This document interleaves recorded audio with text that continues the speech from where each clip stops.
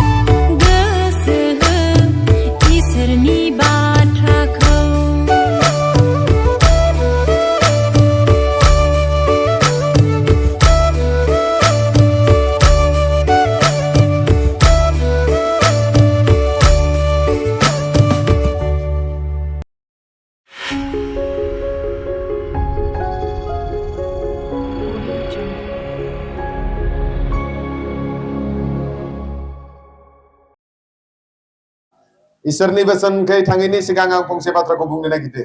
खाथिनिखौ आसि थुनानै बुंबानो जाबाय सासे सासेजों। मोखांजों मोखां नायलायदो। जों रावबो बेयाव दुश्मनी नङा। सोरबाया साननो हागौ जे आङो पेन्टिकस्टेलनि नङा, आंथ' बिलिभार्सनिसो, आंथ' केथलिकनिसो होननानै। नाथाय सोरगोआ जाहैबाय बिलिभार्सनिया एक्सट्रा सोरगो नङा, सोरगोआ जाहैबाय पेन्टिकस्टेलनिया एक्सट्रा सोरगो नङा। सोरगोआ जाहैबाय बे मोनसेयानो, जायानो जिसुखौ जिउनि बासायगिरि होननानै फोथायबाय, बे बिथांमोननिनो सोरगो। आरो जोङो मोनसे सोरगोआवनो थांगोन। बिनिखायनो जोङो बेयाव साननैनि हाबाफारियाव जोङो रावबो गावजों गाव सुथुर बायदि दुश्मनी बायदि जोङो थाया। खाथिनिखौ जोङो मोखांजों मोखां नायलायगोन। समाव आसि थुनांगौबा जोङो थुलायगोन। आरो इसोरनि बोसोनखौ, इसोरनि महिमाखौ जोङो जोंनि गेजेराव जाफुंजानायखौ जोङो हास्थायो। बेनिखायनो खाथिनिखौ बुङै लोगो, हरनि मोजां उन्दुनायखौ आफा इसोरा होयो।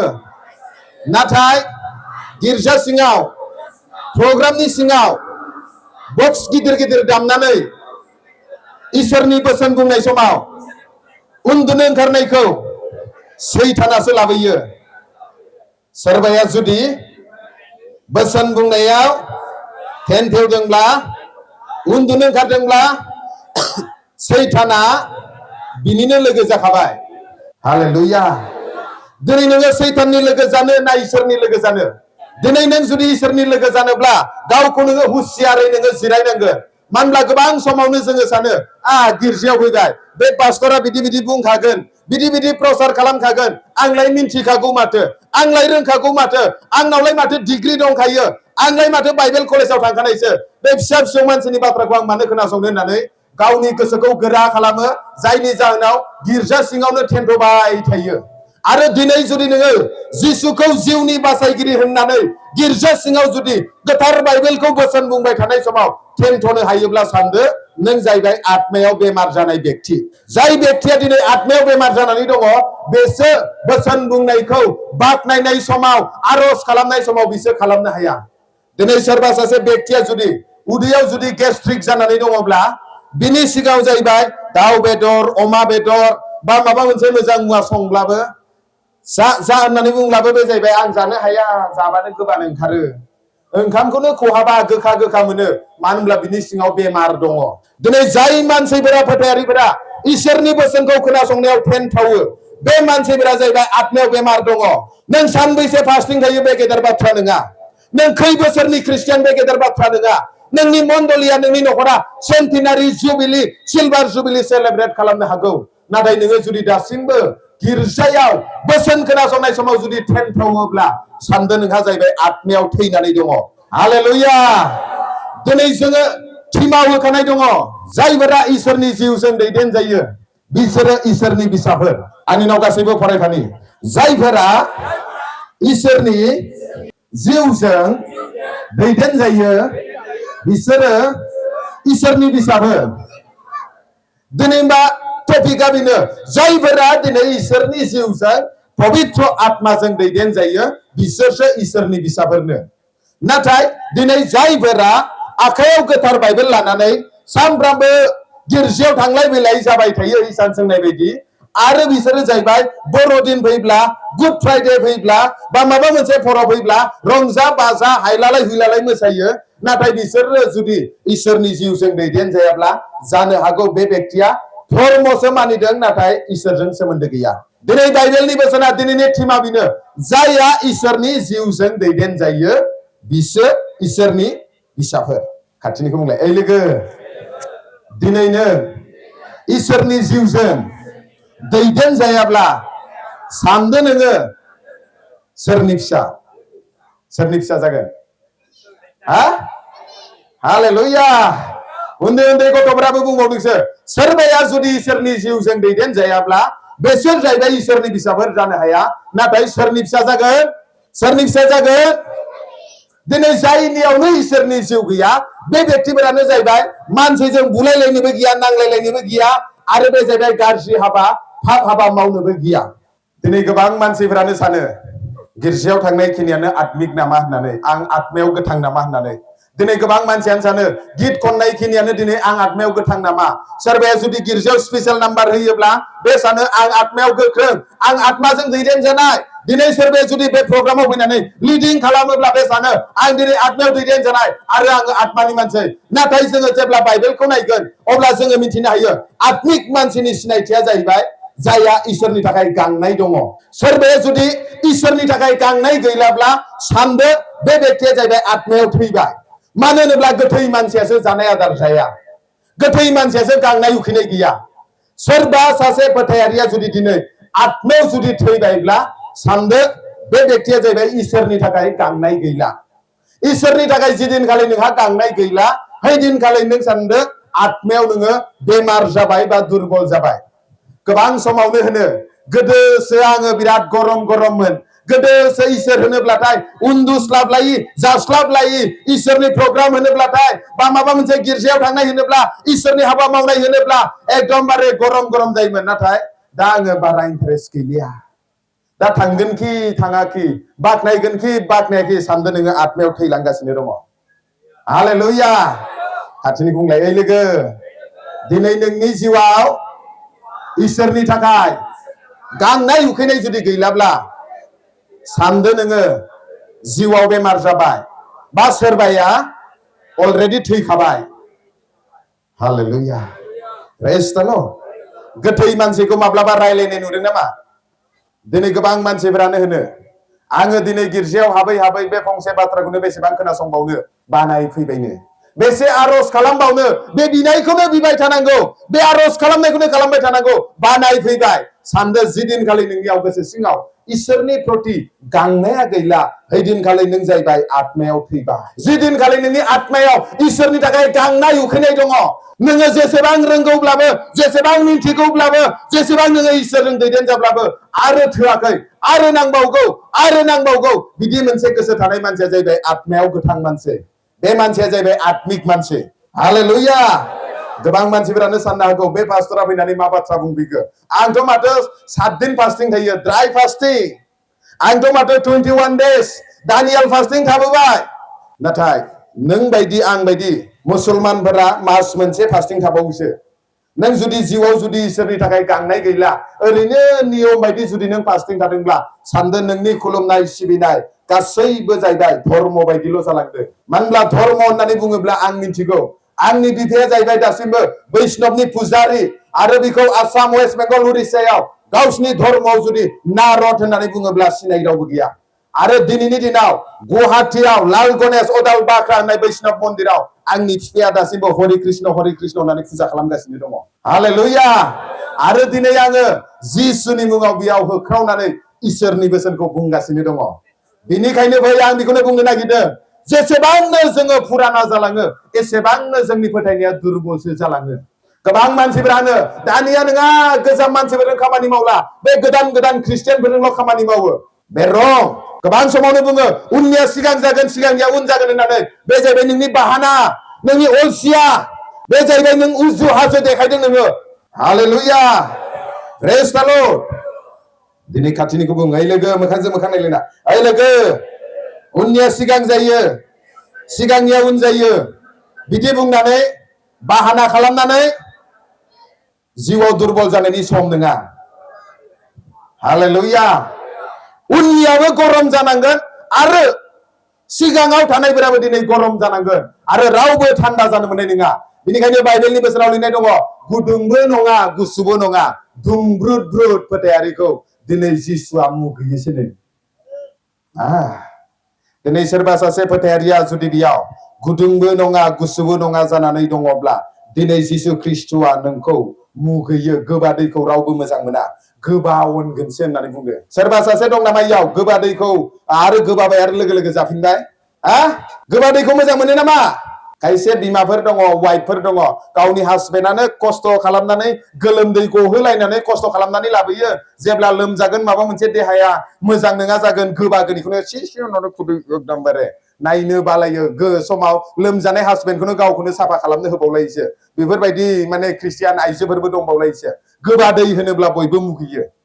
आरो दिनै नोंबो इसोरनि गोबादै जागोन जि दिनखालि नोङो गुदुंबो नङा गुसुबो नङा नों ख्रिस्टियान जागोन। दुंब्रुद ब्रुद ख्रिस्टियाना जाहैबाय जेब्लायबो समस्यायाव थायो।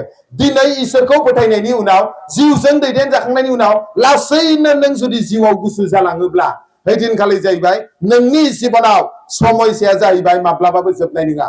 दिनै मोनसे समयसा फैदों, गाबोन मोनसे समयसा फैगोन। गाबोन मोनसे समयसाया थांलायोब्ला सबनिहा मोनसे समयसा फैगोन आरो बे समयसायानो नोंखौ नाख्रेबबाय थागोन आरो माब्लाबाबो नोङो जेंनानिफ्राय नोङो उदांस्रि जानो हानाय नङा। आरो दिनै सोरबायदि बेक्तिया बिदि जेंनायाव सैनाङो? खारना जाहैबाय जिउआव जायफोरा गुदुंबो नङा गुसुबो नङा, आत्मायाव दुंब्रुद ब्रुद ख्रिस्टियानफोरा। खाथिनिखौ बुंलाय, ओइ लोगो, नुनायावथ' नोंखौ बिराद स्लिम स्लिम मोजां नुदों, नाथाय आत्मायाव गुदुंबो नङा गुसुबो नङा, जानांगौबा हले इसोरजों मुगैजानाय बेक्ति। आरो बिदि बेक्तिनाव गिर्जा हाबब्लाबो इसोरखौ बाख्नायब्लाबो समयसाया जोबा। बेनिखायनो जानोब्ला जानो, गरम जायाबा जाया, गुसु जानानै सैतानजोंनो रोगाव थांखा। हालेलुया, प्रेज द लर्ड। गुदुंबो नङा गुसुबो नङा, गावखौनो गिर्जायाव फैबा सोरगोदुत बायदि धोरोमिया बायदि देखायफ्लानानै जेबो लाब गैया। इयावलाय गासैखौबो आं धोरोमिया बायदि सोरगोदुत बायदि नुखाजोबदों दा। नायनायावलाय गासैखौबो सिगांनिफ्राय लानानै ओरैनिफ्राय लानानै उनसिम गासैखौबो बै लासिम धोरोमिया बायदि सोरगोदुत बायदि आरफौफोर बायदि नुखाजोबदों। नाथाय दिनै नोङो मिन्थिगौ, नोंनि आत्मायाव दिनै नोङो गुदुंबो नङा गुसुबो नङा जुदि जानानै दङब्ला इसोरा जाहैबाय नोंखौ मुगैगासिनो दङ। नोंनि समा जाहैबाय दायो गोसो सोलायनायनि सम। हालेलुया, प्रेज द लर्ड। आरो जायनो गुदुंबो नङा गुसुबो नङा ख्रिस्टियान, बिनि जिबनावनो जाहैबाय गोथार जिउनि जोंनाया, गरमा जाहैबाय गुसु जालांबाय।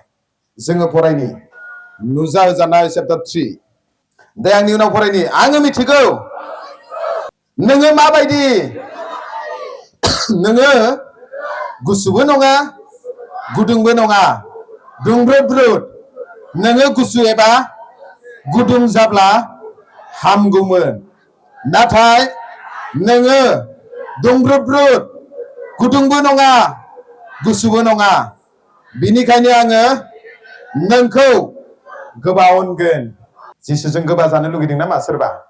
पान्जाब गिदिंनानै मा होनो अल इन्डिया गिदिंनानै जोबजोबगोन, समयसाया जोबनाय नङा। एनयेन्टेड अभिषेकनि दासजों खर'आव आखाइजों जादां जा आरज खालामब्लाबो समयसाया जोबनाय नङा। गुदुंबो नङा गुसुबो नङा ख्रिस्टियान जायोब्ला।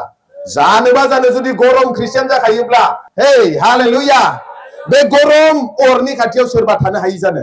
जेब्ला जोंनि बिमाफोरा बिहिफोरा ओंखाम संगोन नङाना, कुकारनि बै सिटि मारिनाय बै गुदुङा एसे आखायाव नांब्लानो आयौ माबाया होननानै एकदम ग्रामार गलायलांगोन आरोना, गरमा एसे खामब्लानो। ना एवनायाव थावा एसे बेदेरबानो एकदमबारे रावबो गैयाब्लाबो बा सोरबा आलासि दंब्लाबो माबा माबि खुगानिफ्राय गफ्रांलायलाङो आरोना, एसेल' थाव गुदुं खामनायावनो।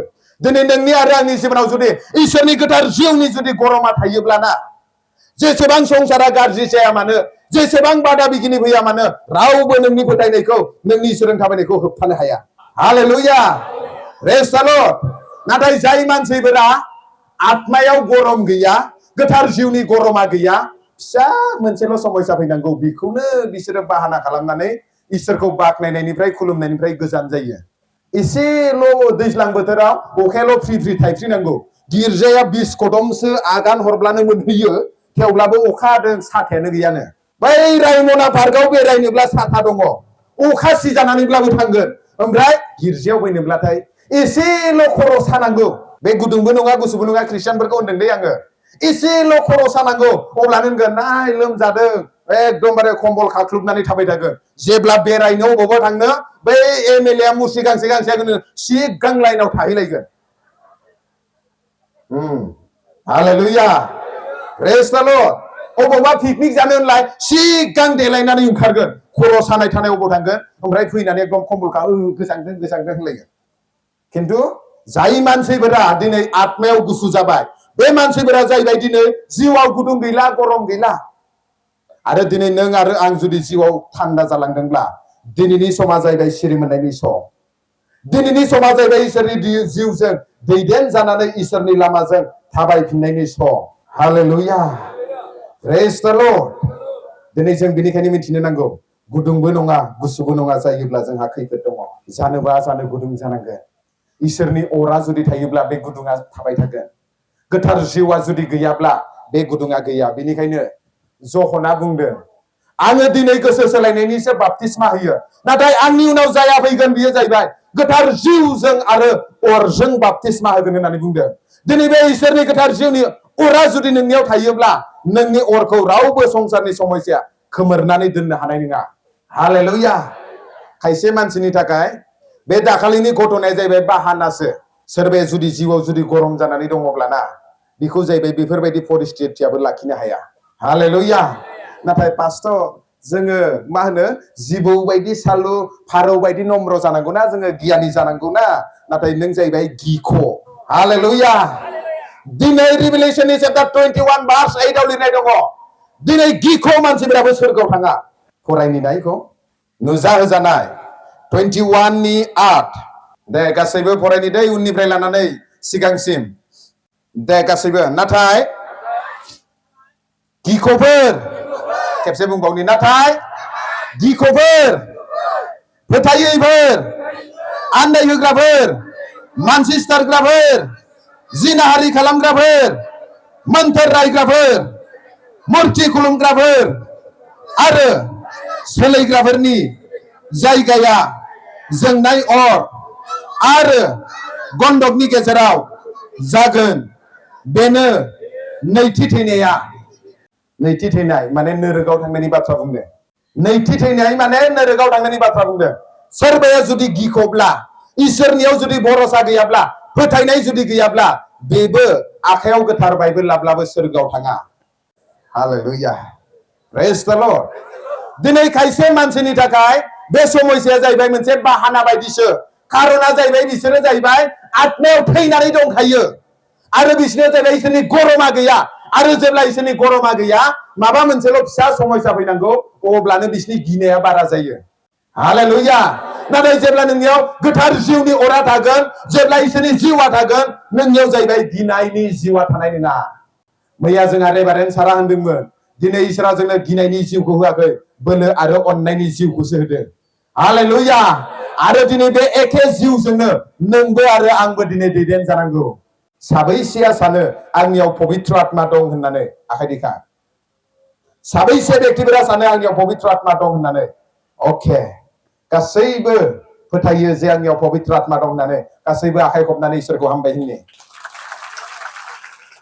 हालेलुया प्रेज द लर्ड दिनै पबित्र आत्मानि सोमोन्दैबो आं एसे बुंनो नागिरदों दिनै पबित्र आत्माया जाहैबाय हेल्पार हेफाजाब होग्रा जिउ दिनै बाइबेलाव मोननै रोखोमनि हेफाजाब होग्रा दङ मोनसेया जाहैबाय मोनसे नखरनि थाखाय हासबेन्डफोरनि थाखाय बिहिफोरा हेफाजाब होग्रा हौवाफोरा जेनेबा मालिक बायदि खर जायो आरो बाइबेलाव हासबेन्डखौ जाहैबाय नखरनि खर आरो बिहिफोरखौ जाहैबाय हेल्पार आदमखौ जेब्ला बानायदोंमोन जेब्ला हावाखौ दायो अब्ला बे जाहैबाय नोंनि हहकारि हेल्पार हेफाजाब होग्रा होननानै बुंदों आरो दिनै गंसे नखरा जुदि गोख्रों जानांगौब्ला हेल्पारा थिग जानांगोन हेफाजाब होग्रा बिमाफोरा थिग जानांगोन हेफाजाब होग्रा बिहिफोरा थिग जानांगोन नाथाय बबेबा नखराव जुदि हेफाजाब होग्राया जुदि गावनो मिस्ट्रि बायदि जानानै जुदि दम होयोब्ला राज सालायोब्ला बे नखरावबो उल्था पुल्था जागोन हालेलुया सोरबा बे माबा न धालायग्रा मिस्ट्रि दं नामा इयाव थानो हागौ सोरबा न लुग्रा माबा मोनसे मिस्ट्रिफोर सोरबा मेकानिक लाइननि मिस्ट्रिफोर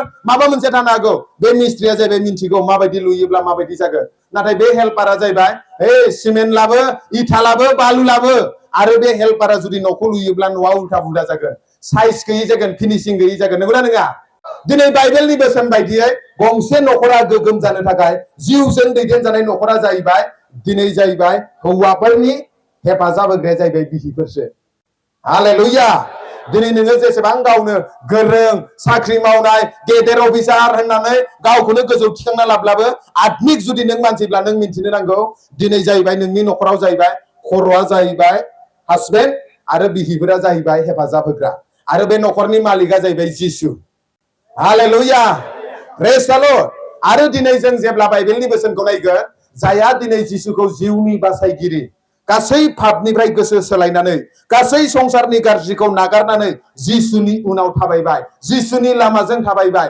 बे व्यक्तिफोरनि थाखाय गोथार जिउआ सोरजिगिरि इसोरनि जिउआ दिनै हेफाजाब होग्रा महरै नोंजों आरो आंजों अराय सम संसाराव थानाय समाव जोंखौ देरहासार जिउ खुंनो थाखाय बियो अरायनि थाखाय फैखाबाय होननानै बुंदों हालेलुया प्रेज द लर्ड दिनै नोंखौ पास्टरा सापर्ट खालामब्लाबो, दिनै नोंखौ मण्डलीनि लिडारा सापर्ट खालामब्लाबो, गोथार जिउआ जुदि हेफाजाब होग्रा महरै जुदि नोंजों थायाब्ला, नोंखौ मेजरिटिया सापर्ट खालामब्लाबो नों जाहैबाय जेबो मावनो हाया। हालेलुया। दिनै गंसे न'खरनिफ्राय जुदि सोरबा बिहि खारजानाय दङब्ला गाज्रि दामोन दै। सोरबा जुदि बिहिया जुदि गैलाब्ला, हेफाजाब होग्राया गैलाब्ला, दिनै बे न'खरा माबायदि आलाय सिलाय जागोन। ओरैनि सामान दोननाया ओरै जागोन, ओरैनि सामान दोननाया ओरै जागोन, उल्था पुल्था जागोन। बिनिखायनो खायसे बिहिफोरा बुङो, आं जुदि सप्तासे खारनानै थाहैनांगौब्ला बे न'आ हाग्रा दुजोबगोन जालायो नांलायलायबा। हालेलुया। प्रेज द लर्ड। आरो दिनै जोङो मिथिनो नांगौ, नों जुदि सासे जिसुखौ जिउनि बासायगिरि होननानै फोथायग्राब्ला, नोंखौ हेफाजाब होनो थाखाय गोथार जिउआ जाहैबाय अलरेडि रेडि जानानै दंफैखायो। नाथाय नोंसो गोथार जिउखौ नाजावनानै नोङो सलिनानै थाबायनो हादोंना हायाखै। ओरैनो खुगाजों नोङो गोथार जिउ आंनो नांगौ होननानै बुंब्ला जाया। बर'फोरनि मोनसे भिडिअखौ नायदोंमोन आङो, बिखुनजो आरो बिहामजो नांलायलायनायखौ। आरो बेयावथ' बर'फोरनि पबित्र आत्माखौ फोथायनायाथ' डेन्जारसो। इउटुबाव माबोरै भाइरेल जाखोथाय, माबायाव फेसबुकाव नायबाय माथो, बिहामजोआ बिखुनजोखौ रागा जोंनानै माबा नांलायलायदों आरो मा मिथिगौ, जास्ट भिडिअल' नुदों। गोथार जिउनि मुङाव नोंनि बेबुआ सेव जालायो। होद, गोथार जिउआखि बिदि बाहायजायो नामा? मा गोथार जिउनि मुङाव नोंनि बेबुआ सेवबो जाबावलायो। दिनै जोंनि बर'फोरा गोथार जिउखौ जोङो बुजिनांगौ। गोथार जिउआ जाहैबाय इसोरनिनो जिउ। बे जाहैबाय दिनै इसोरब्लाबो दिनै नोंखौ आरो आंखौ फोथायनायाव बोलोगोरा खालामनो, सैताननि जेंना देरहालांनो, समयसानि जेंना देरहालांनो थाखाय, हेफाजाब होनो थाखाय अलरेडि रेडि जानानै दङ। आरो बे गोथार जिउनि गुबुन मोनसे मुङा जाहैबाय सैथोनि आत्मा। सोरबाया जुदि दिनै गोथार जिउ दङ होननानै बुंनायनि उनाव बे जुदि थगायनायाव, सोलैनायाव, नंखाय बुंनायाव थायोब्ला, बिनियाव जाहैबाय इसोरनि गोथार जिउआ दैदेनाखै। हालेलुया। गाज्रि मोननो नाङा सैथोखौ बुंनायनि थाखाय, खिन्थु आं बर', बिनि थाखायनो सैथो बाथ्राखौ बुंनो आङो लाजियाबो, फिदिंनाय गिदिंनाय बाथ्राजों आं बुङाबो। हालेलुया। प्रेज द लर्ड। काहिनि खालामनानै दान्दा गोलावजों आं बुंग्रा मानसि नङा। दिनै जोङो बेखौनो मिथिनो नांगौ, नों जुदि गावखौ गोथार जिउ दं होननानै बुङोब्ला, दिनै नोंनि खुगानिफ्राय बोरै थगायनाय बाथ्राया गनो हागौ, गाज्रि बाथ्राया बोरै गनो हागौ। मानो होनब्ला मोनसे फुंखानिफ्राय गोदै एबा गोखा मोननैबो गवा। गोखा दैनि फुंखानिफ्राय गोखाल' गगोन, गोदैनिफ्राय जेब्लायबो गोदैल' गगोन।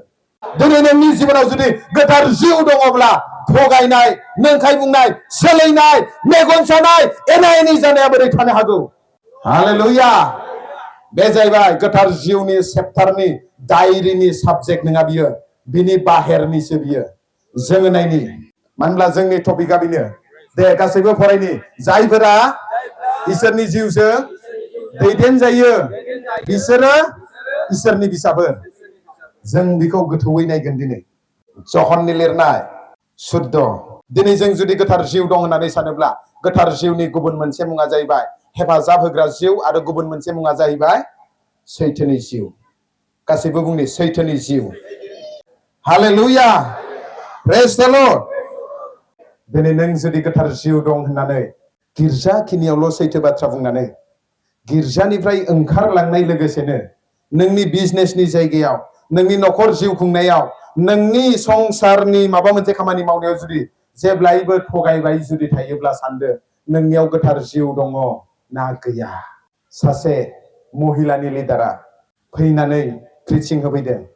ओरैबायदि गिदिर गोथार बाइबेलखौ लानानै प्रसार खालामदों। जोङो आइजो माहारिया समाव न'खरखौ खौसेथि लाखिनो, उन्नति खालामनो, हासबेन्ड एन्ड वाइफ नांलाय खमलायनिफ्राय गोजान जानो थाखाय सम सम जोङो एसे थगायज्लिदनांगौबो होननानै बुंदों। अब्लासो न'खरा थिग थायोनो। प्रसार खालामदों बिदि बुंनानै, इसोरनि बुस्थुआव बिदि बुंदों। आरो दिनै बिनि न'खरखौ आं आलाय सिलाय जानायखौ नुदों। सानबैसे थगायनो नोंलाय। हालेलुया। दिनै बिनिखायनो जोङो मिथिनो नांगौ, गोथार जिउ थानाय मानसिया जाहैबाय नंखायनि जिउखौ फेजेनखाबाय। हालेलुया। दिनै गोथार जिउ थानाय मानसिया जाहैबाय, जिउआव बियो अमासि अमासि जिउ खुङा, जिउआव बियो निरासा निरासा जिउ खुङा, जिउआव बियो असान्ति असान्ति जिउ खुङा। खारना जाहैबाय बिखौ जाहैबाय हेफाजाब होग्राया जेब्लायबो सान्ति होयो। दिनै नोङो आलु बाथोनजों जानानै फैब्लाबो, नोंनियाव जुदि गोथार जिउ दङब्ला, नोङो गावनियाव लाख थाखा थानायनि समान नोंहा सान्ति दङ। हालेलुया। दिनै नोंनि जिबनाव जुदि बे हेफाजाब होग्रा गोथार जिउआ दङब्ला, नोंनियाव जानो हागौ मोजां न' गैया, मोजां गाननाय जोमनाय गैया, थाखा फैसा नोंहा पकेटाव गैया, नाथाय गोथार जिउ दङब्ला खररपति बायदि नोङो गावखौ जेनिबो अभाब गैया साननानै नोङो जेब्लायबो खुसियाव थानो हाग्रा बेक्ति बियो। हालेलुया। सोरनियावबा जुदि गोथार जिउ गैयाब्ला नोंहा करोड़ थाखानि लाख थाखानि नोंहा सम्पति थानो हागौ, नोंहा गोरों गोरा फिसाफोर थानो हागौ, नाथाय नोंनि नखरखौ लाना नोंनि सम्पतिखौ लानानै नोंहा गोजोननाय गैया आरो हरनि गोजोन उन्दुनायखौबो नोङो मोना।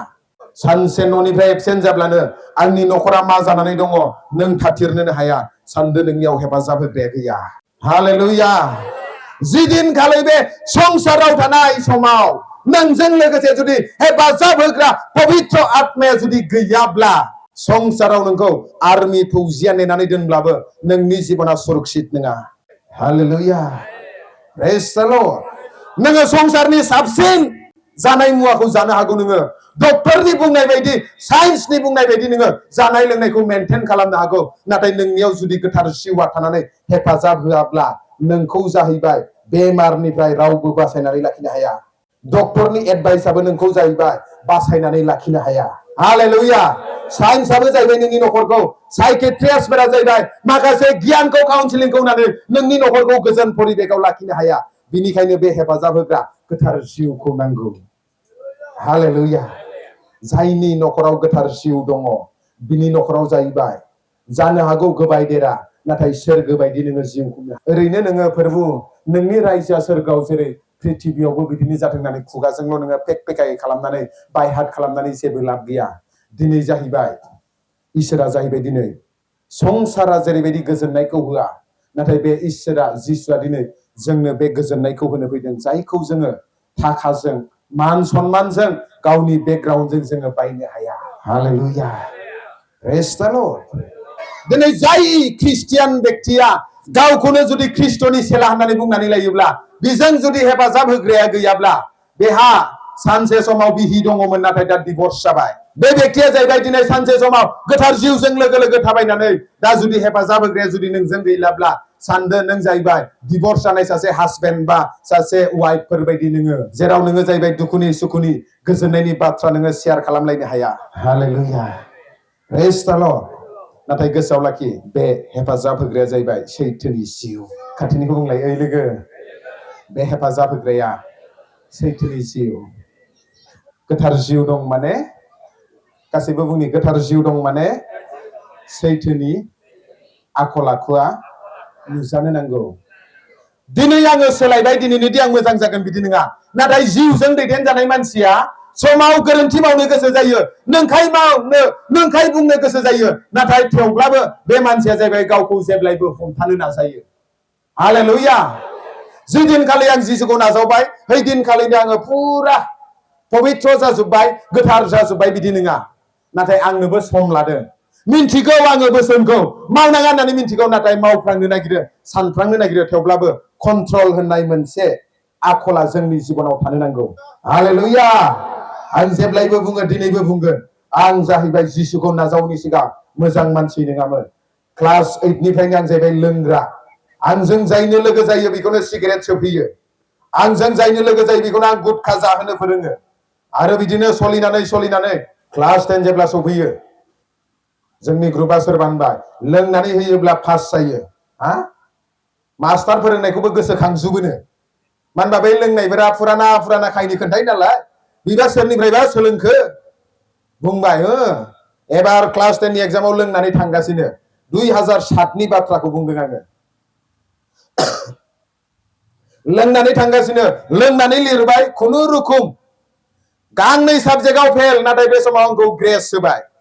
आं खुनुरुखुम 3rd डिभिजनाव 49% लानानै पास जाबाय ग्रेसआव, आरो आंजों लोंफाग्रा लोगोफ्रा सेस फेल जाजोब्बाय। कलेजनि दरवाजाखौ नुहैयाखिसै। आरो दादागिरि, जोंनिखिनो बांगाल होनोना मुस्लिम मानसिफोर, दाउखौ हमनानै लाबोगोन, बोरमाखौ हमनानै लाबोगोन, गोदागोन, जागोन, लोंगोन। समाव बन्दुक लाग्राफोरजोंबो लोंनानै गें दङ, 20-25 जन नांलायलायनो नागिरो, बुलायलायनो नागिरो। आत्मानि पावारजों नङा, गरमजों नङा, जौनि पावारजोंसो। गुलियाबो माने बुलेटफोर दाननाय बायदि हाबा लहानि मानसि बायदि सानलायो आरो, मानो होनबा जौनि निसा दं नालाय, नांलायलायनो नागिरो, बुलायलायनो नागिरो। नाथाय जेब्ला जिसुनियाव फैबाय, गासै गाज्रिखौ नागारनानै, खेबसेनो आंनि गाज्रियादि गोजान जादों बिदि नङा, आंनियाव हाबनानै दंमोन गाज्रि आखल आखुआ, नाथाय पबित्र आत्मानि अरा, बोसोना जेब्ला आंनि जिबनाव खामानि मावबाय, लासैनो आङो बे आखलनिफ्राय गुरख'नानै दिनै फोरबुनि लामाजों थाबायनो हानाय सासे अजयग बेक्तिखौ दिनै जिसुआ गावनि थैजों बायख'नानै जयग बेक्ति बानायबाय। हालेलुया। दिनै सोरबा बेक्तिया साननो हागौ आं हदाय गिर्जायाव थाङो थेवब्लाबो आङो बे मोनसे थाखुमानाय फिसा मोनसे बिसयखौ आङो सोलायनोनो हायाखै। सिन्था खालामनो नाङा। जेब्ला हेफाजाब होग्राया नोंनि जिबनाव फैगोन बियो नोंखौ बोलो होगोन, नोंखौ हेफाजाब होगोन आरो नोङो जाय आखलखौ गारनो नागिरदों बिखौ गारनायाव हेफाजाब होनानै नोंखौ मोजां मानसि आत्मिक मानसि जानायाव नोंखौ हेफाजाब होगोन। प्रेज द लर्ड। हालेलुया। बिनिखायनो आं बुंनो नागिरदों दिनै सैथोनि जिउ। हालेलुया। सैतानासो जागायजेननायनिफ्रायनो नंखाय बुंबोदोंनो आरो बिनियाव जाहैबाय माब्लाबाबो नंगौआ थायानो, जेब्लायबो सोलायनाय। आरो दिनै सोरबाया जुदि आखायाव गोथार बाइबेलखौ लानानै बे जुदि जेब्लायबो थगायनायजों सोलियोब्ला सानदो बिनियाव जाहैबाय गोथार जिउआ दैदेनाखै, नोंखायनि जिउआसो दैदेनदों। हालेलुया। प्रेज द लर्ड। आं सोरबा सासेखौ टारगेट खालामनानै बुङाखै दे, नाथाय इसोरनि बोसोनखौसो आङो बुंदों। दिनै जुदि बोसोना जुदि जोंनि जिबनाव जुदि नांदोंब्ला सानदो नोंहा सोलायनांगौ दङ। हालेलुया। मानोना बे बोसोना जाहैबाय फारनैखैबो बौग्रा दाहार, बियो थुंग्रि बायदि बियो नोंनि गोसो सिङाव आत्माखौबो मिन्थिगौ बियो। माब्लाबा बोसोन बुंबाय थागोन बेयाव ओइ माथो आंखौसो नायनानै बुंबाय होनदों, आं बेयाव रावनिबो कन्डिसनखौ मिन्थिया। हालेलुया। आं खालि बिखौल' मिन्थिगौ। सोरबाया जुदि गोथार जिउजों दैदेनजादोंब्ला सानदो बिनि गुबुन मोनसे आखला जाहैबाय सैथोथियाव सोलिग्रा। बिनि जिबना जाहैबाय जेब्लायबो हेफाजाब होग्राया बिखौ देरहासार खालामो आरो बिनि जिबनाव जेसेबांनोखि समस्या नारसिनब्लाबो दिनै बिखौ फेजेननो हाया, बियो देरहासार जालाङो। मानो होनोब्ला हेफाजाब होग्राया जेब्लायबो बिनि आत्मायाव थानानै बिखौ हेफाजाब खालामो। हालेलुया। आरो दिनै जेब्ला बे गोथार जिउआ फैयाखैमोन, पिटार बायदि जिसुजों 3.5 बोसोर क्लास लानानैब्लाबो जिसुखौनो सिनाया होननानै थगायदों। दिनै नोङो जेसेबां बाइबेलनि बोसोन रोंब्लाबो, दिनै जेसेबां नोङो कनफारेन्स, सभा समिति, बाइबेल कलेज नोङो एटेन्ड जाब्लाबो नोंनि जिबनाव जुदि गोथार जिउआ गैयाब्ला नोङो जायगायावनो थानानै नों थगायनोबो गिया, जायगायावनो थानानै नोङो अहंकार खालामनोबो गिनाय नङा, जायगायाव थानानै नोङो नांलाय खमलाय खालामनोबो गिनाय नङा। नाथाय गोथार जिउआ जुदि थायोब्ला नोंखौ जाहैबाय जेब्लायबो सैथोआव दैदेनगोन, नोंखौ जाहैबाय जेब्लायबो गुरै रैसुमै खालामनानै बियो जेब्लायबो नोंखौ सहाय खालामगोन। हालेलुया। प्रेज द लर्ड। आरो दिनै सोरबा सासे इसोरखौ फोथायारिफोरा बे गोथार जिउजों जुदि सुफुं जायाखैब्ला सानदो बे बेक्तिया जाहैबाय जिउआव बोलो गैयै, दुर्बल। दिनै जोंनि फोथायनाया मानो दुर्बल? दिनै जोंनि खुलुमनाय सिबिनाया मानो दुर्बल? जों मानो गिख' जायो? खारना जाहैबाय इसोरनि जिउआ जुदि जोंजों थायाब्ला जों जाहैबाय गिख'बो जायो, दुर्बलबो जायो। गोबां मानसिफोरानो सानो आङो दिनै मोजां आर'ज खालामनोसै, नाथाय आर'ज खालामनायाव 5 मिनिटल' जादों। गोबां मानसियानो सानो दिनै बाइबेलखौ आङो मोजां फरायथारनोसै, फरायनायावनो 20 मिनिट फरायगोन सानो, नाथाय 2-3 मिनिटावनो बानाय। मानो? हेफाजाब होग्राखौ नांगौ। हालेलुया। प्रेज द लर्ड। दिनै नों जुदि आत्मायाव जुदि बारायनोब्ला पबित्र आत्मानि सहायखौ लाब्लासो नोङो दिनै बारायनो हागोन। आत्मानि सहाय लायालाबासिनो नोङो न'खरखौबो गोग्गोमै खुंनो हाया, दिनै नोङो गावबो जिउआव बोलोगोरा जानो हाया आरो नोङो गावबो सैथोआव नोङो थानो हाया। साबैसेया खांख्राइखौ सिनायो? आखाइ दैखांलाय। खांख्राइखौ सिनायो दा? खांख्राइया आथिङा खैथा मिन्थिया, नाथाय आथिङाथ' बुरजा। आरो जेब्ला खांख्राइया थाबायगोन अब्ला बियो जोंनि मानसिनि बायदि सिदा थाबाया, नाथाय खांख्राइया जेब्लायबो बियो ओरै गेद्दा गेद्दा जानानैसो थाबाय। नंगौना नङा? आरो बे खांख्राइनिनो फिसायाबो खांख्राइ बिमा बायदिनो गेद्दा गेद्दा थाबायो। दिनै जोङो बाइबेलनि बोसोनखौ मिन्थिगौ। जहननि लिरनाय 14:6। दिनै बे बाइबेलनि भटखौ जोङो मिन्थिगौ। आंनो लामा, नंगौ आरो गोथाङा। आंनो लामा आरो नंगौ माने सैथोआ होनदों जिसुआ। दिनै नोङो जिसुखौ बाबा होननानै गाबज्रिनानै नों जुदि थगायबाय थायोब्ला, नोंखायाव जुदि थाबायोब्ला, डुप्लिकेट जुदि जिउ खुङोब्ला सानदो नोङो जिसुखौ बाबा गाबज्रिनाय जायाखै, नोङो सैतानखौसो बाबा गाबज्रिनाय जादों। मानो होनब्ला जिसुखौ जुदि बाबा होनोब्ला बाबानि आखला जोंनियाव थानांगौना थानाङा? बर'फ्रा होनोना बिफा जोलै फिसा, बिमा जोलै फिसाजो होननानै बुङोना बुङा? बुङो दा? दिनै नोंनि बिफाया जुदि जिसुब्ला दिनै जिसुआ जाहैबाय सैथो इसोर बियो, आरो बे सैथोनि आखला जोंनियाव थानांगौ। दिनै नों जुदि गिर्जायाव हाबब्लाबो, नों जुदि गावखौ ख्रिस्टियान धार्मिक आत्मा दं होननानै बुंब्लाबो, नों जुदि नोंखायाव जुदि थायोब्ला दिनै सैतानासो नोंखाय बुंग्रा, जागायजेननायनिफ्रायनो नोंखाय बुंदों आरो नों जाहैबाय गावखौ सैताननि फिसा होननानै बुंनानै लानाय जादों। हालेलुया। प्रेज द लर्ड। बेनिखायनो फै जोङो चेक खालामनि पबित्र आत्मा होननानै नोङो खालि नोङो खुगायावल' बुंनानै जेबो लाब गैया। गोथार जिउनि मेथाइ खनब्लानो दि गोथार जिउआ फैगोन नोंखौ दैदेनगोन बिदि नङा। मोनसे बाथ्राखौ गोसोआव लाखि। इखौ नुदोंना गासिबो? नुहुरदों दा? बे चियार बेयाव जुदि आं ओरै थांनानै जुदि अमा खि नङाबा सैमा खि नङाबा मानसिनि खिखौ गानानै इयाव जुदि ओरै गालानानै होबाय, ओमफ्राय बेयाव जोङो सोरबा आलासिखौनो होनोब्ला जोंहा रेभारेन्डखौनो होनोब्ला जिरायनाय रेभारेन्ड सार होनोब्ला बेयाव आं अमा खिखौ गालानानै जिरायगोन जादों नोंथाङा? जिराया। मानो जिराया? खारना जाहैबाय बेयाव मैला दङ आरो नोङो एबा गानफब जोमफब नोङो देलायनानै फैदों आरो नोंखौ जुदि लेथ्रा सियाराव जिरायोनोब्ला रावबो जिरायनांगौबा गसंनानै थाबाय थागोन। आरो दिनै जोंनि इसोरखौ बोरायग्रा मानसिफोरा पबित्र आत्मा गोथार जिउमा होननानै मेथाइ खनो, आंखौ दां आंखौ सुफुं, नाथाय गोसोखौ जुदि मैला जुदि खालामनानै दोनोब्ला बे पबित्र आत्माया नोंनि खाथियावनो थागोन, नोंखौ दैदेननो नागिरगोन, नोंखौ सालायनो नागिरगोन, नोंजों जाफानो लोंफानो, नों जेराव थांगोन बेयाव थांफानो नागिरगोन, नाथाय नोंखौ जाहैबाय बियो सुफुंनो हानाय नङा। हालेलुया। प्रेज द लर्ड। दिनैखायनो जोङो बे मोनसे बिषयखौबो मिथिनो नांगौ। दिनै जुदि नों गोथार जिउजों दैदेनजानोब्ला नोंनि गोसो सिङाव मोनसे जुदि गोरोन्थि सानखोमानाय दङब्ला, नोंनि गोसो सिङाव जुदि पापनि आखल जुदि दङब्ला, दिनै बे समा जाहैबाय गावनि पापफोरखौ सिमान लानानै गावनि गोरोन्थिखौ खमजुरिखौ दिनै नागारनानै गावखौ इसोरनियाव सारेन्डार खालामनानै बे गोथार जिउखौ जुदि बरायोब्ला बे गोथार जिउआ नोंजों दाजोंबो थागोन आरो फैबाय थानाय समावबो थागोन आरो नोंजों अरायबो थानो होननानै फैखाबाय होनदों। हालेलुया। प्रेज द लर्ड। जाय बेक्तिफोरानो गोथार जिउजों दैदेनजायाखै ओरैनो ख्रिस्टियानल', बे बेक्तिफोरा जाहैबाय इलिगेल ख्रिस्टियान। ओरैनो खुगायावथ' जोङो गोथार जिउ आफादजों जोंनि सभाखौ दैदेन होनलायो। ओरैनो खुगायावथ' जोङो गोथार जिउ बुंनाया बयबो डिनोमिनेसनाव थाखायो, नाथाय रियेलि गोथार जिउआ जुदि नोंजों थानांगौब्ला, आं बेयाव जिराय जिराय होनब्लाबो लेथ्रा जुदि दङब्ला नोंबो आंबो रावबो जिरायनाय नङा।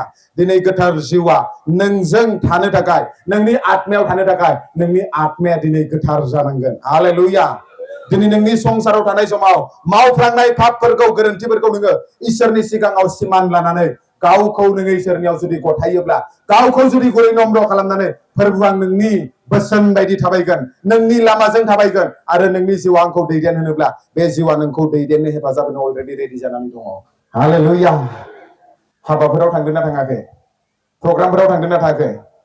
थांदोंब्ला मिन्थिगौ, जेब्ला हाबा जायो गामियाव बारा देलायो ना देलाया आं मिन्थिया, आं बारा हाबा जानो मोनाखै, नाथाय टाउनाव सिटियाव गुवाहाटियाव हाबायाव थांदों आङो।